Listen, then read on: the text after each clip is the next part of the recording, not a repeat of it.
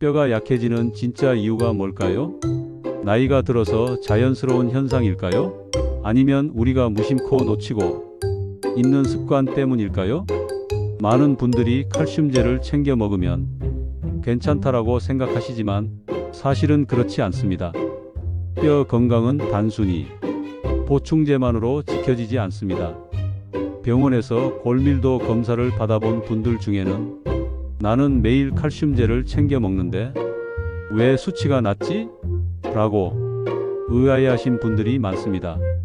그 이유는 뼈가 튼튼해지려면 재료와 자극이 함께 있어야 하기 때문입니다. 집을 지을 때 벽돌만 잔뜩 쌓아둔다고 저절로 집이 완성되지 않는 것과 같죠. 그렇다면 뼈가 약해지는 진짜 이유는 무엇일까요? 첫 번째는 골다공증이라는 눈에 보이지 않는 병입니다. 골다공증은 뼈 속이 스펀지처럼 구멍이 뚫리면서 약해지는 상태입니다. 겉으로는 멀쩡해 보이지만 작은 충격에도 쉽게 골절이 생깁니다. 혹시 이런 경험 있으신가요? 계단에서 발을 헛디뎌 살짝 넘어졌는데 손목이 부러진 경우, 혹은 재채기를 세게 했는데 갈비뼈에 금이 간 경우, 바로 이것이 골다공증의 무서움입니다. 두 번째 이유는 운동 부족입니다. 뼈는 자극이 있어야 강해집니다. NASA의 우주비행사들이 좋은 예죠. 무중력 상태에서 몇 달만 생활해도 뼈가 급격히 약해집니다. 중력이 없으니 뼈에 전혀 자극이 가지 않기 때문입니다. 그래서 비행사들은 지구로 돌아오기 전 반드시 강도 높은 뼈 강화 훈련을 합니다. 우리도 마찬가지입니다. 일상에서 움직임이 줄면 뼈는 점점 더 약해집니다. 여기서 질문 하나 드려볼까요? 칼슘제를 꾸준히 먹는데도 왜 골다공증이 계속 진행될까? 그 이유는 칼슘 흡수율에 있습니다. 칼슘은 단독으로는 뼈에 잘 붙지 않습니다. 비타민 D, 마그네슘, 단백질 같은 영양소가 함께 있어야 제대로 뼈 속으로 들어갑니다. 하지만 한국인의 대부분은 비타민 D가 부족합니다. 햇볕을 쬐어야 생기는데 나이가 들수록 피부가 이 영양소를 만드는 능력이 떨어지기 때문입니다. 결국 칼슘제를 아무리 먹어도 뼈로 가지 않고 혈관에 쌓여 문제를 일으킬 수도 있습니다.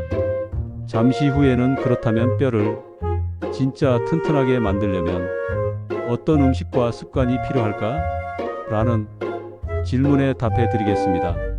그런데 그 전에 우리가 흔히 믿는 뼈 건강에 대한 오해 세 가지부터 살펴보겠습니다.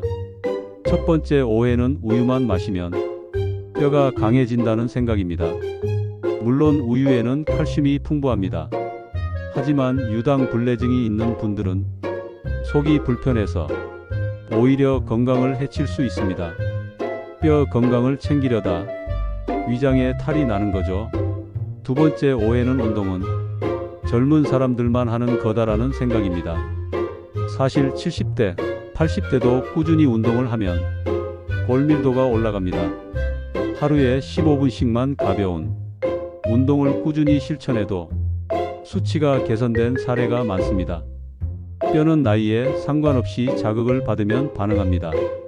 세 번째 오해는 뼈는 한번 약해지면 회복이 불가능하다는 생각입니다.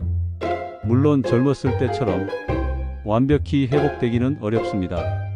하지만 적절한 운동과 영양관리, 생활 습관 개선으로 뼈를 훨씬 더 튼튼하게 만들 수 있습니다. 여러분은 지금까지 뼈 건강을 위해 어떤 노력을 하고 계신가요? 운동을 하시나요? 아니면 영양제를 챙겨 드시나요? 잠시 후에는 NASA 훈련법을 응용한 뼈 강화 운동법을 알려드리겠습니다. 하지만 그 전에 일상에서 당장 실천할 수 있는 아주 간단한 습관부터 하나 소개할게요. 바로 걷기입니다. 단순히 걷는 것이 아니라 발을 땅에 꾹꾹 눌러주듯이 걸어보세요. 이런 작은 충격이 뼈에 자극을 주고 골밀도를 유지하게 합니다. 중요한 건 속도가 아니라 꾸준함입니다. 하루에 15분만이라도 같은 시간에 매일 걷는 게 좋습니다. 그리고 햇볕을 함께 쬐다면 금상첨화입니다. 여기서 또 하나 궁금증이 생기죠. 걷기만으로 뼈가 충분히 강해질 수 있을까? 이 질문의 답은 다음에서 알려드리겠습니다. 아까 제가 걷기만으로 충분할까? 라는 질문을 던졌죠. 답부터 말씀드리면 걷기만으로도 도움이 되지만 더 강력한 자극이 필요하다는 겁니다. 뼈는 단순한 보존이 아니라 자극을 통해 새롭게 만들어집니다. NASA 우주비행사들이 활용하는 훈련법을 보면 뼈가 강해지는 원리를 쉽게 이해할 수 있습니다.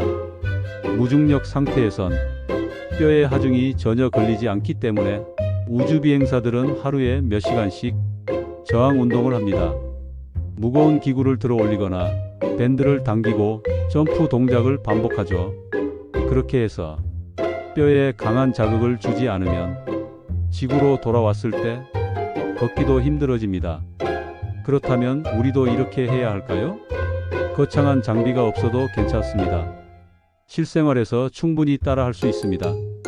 예를 들어 첫 번째는 간단한 제자리 발끝 들기 운동입니다. 의자나 벽을 짚고 발 뒤꿈치를 들었다 내렸다 하는 거죠. 하루에 2030회만 해도 종아리 근육이 단단해지고 무릎과 발목의 뼈가 자극을 받습니다.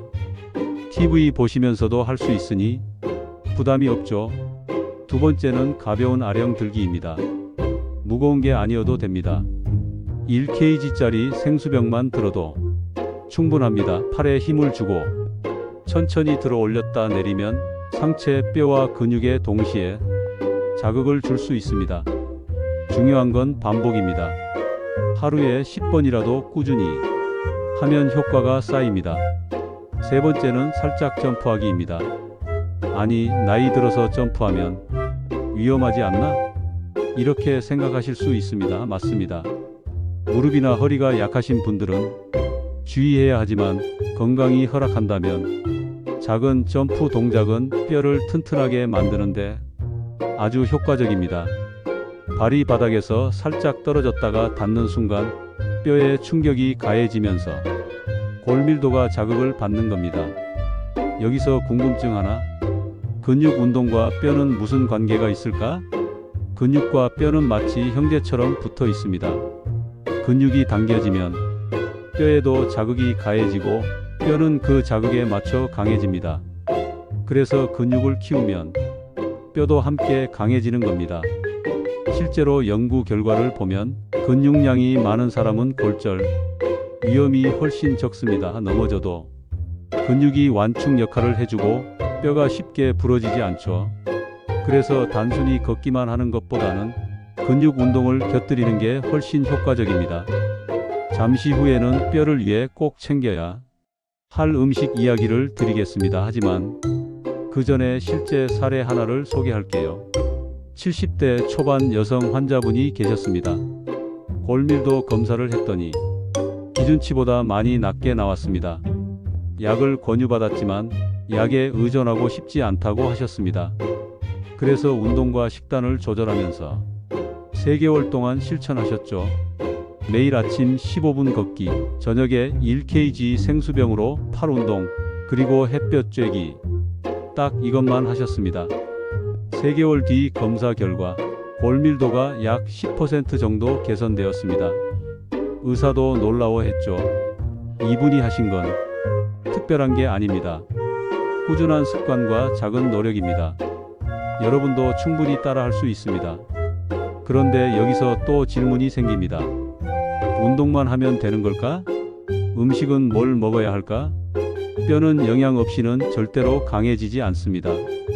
다음에서는 뼈에 좋은 음식과 올바른 영양 섭취법을 알려드리겠습니다. 운동으로 뼈에 자극을 주는 것도 중요하지만 재료가 부족하면 소용이 없습니다. 뼈를 만드는 건 결국 음식에서 얻는 영양소니까요. 그렇다면 어떤 음식을 챙겨야 할까요?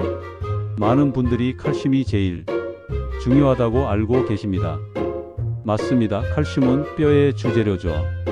하지만 칼슘만으론 부족합니다. 제가 강조드리고 싶은 건 칼슘이 뼈에 제대로 달라붙도록 돕는 조연들입니다. 첫 번째는 비타민 D입니다. 햇볕을 받으면 몸에서 만들어지지만 나이가 들수록 합성 능력이 떨어집니다. 그래서 매일 15분 정도는 햇볕을 쬐는 게 좋습니다. 만약 외출이 어렵다면 연어, 고등어, 계란 노른자 같은 음식을 챙겨 드시면 도움이 됩니다. 두 번째는 단백질입니다. 뼈는 단순히 칼슘 덩어리가 아니라 단백질 구조 위에 칼슘이 붙어 있는 형태입니다. 단백질이 부족하면 칼슘이 있어도 뼈가 단단해지지 않습니다. 매 끼니에 달걀, 두부, 생선, 살코기를 조금씩 챙기시면 좋습니다. 세 번째는 마그네슘과 비타민 K입니다. 마그네슘은 칼슘이 제대로 활용되도록 돕고 비타민 K는 뼈 속 단백질을 활성화시켜 칼슘이 빠져나가지 않도록 잡아줍니다. 시금치, 브로콜리, 아몬드 같은 음식이 도움이 됩니다. 여기서 궁금증 하나. 칼슘제를 먹으면 되지 음식까지 챙겨야 할까?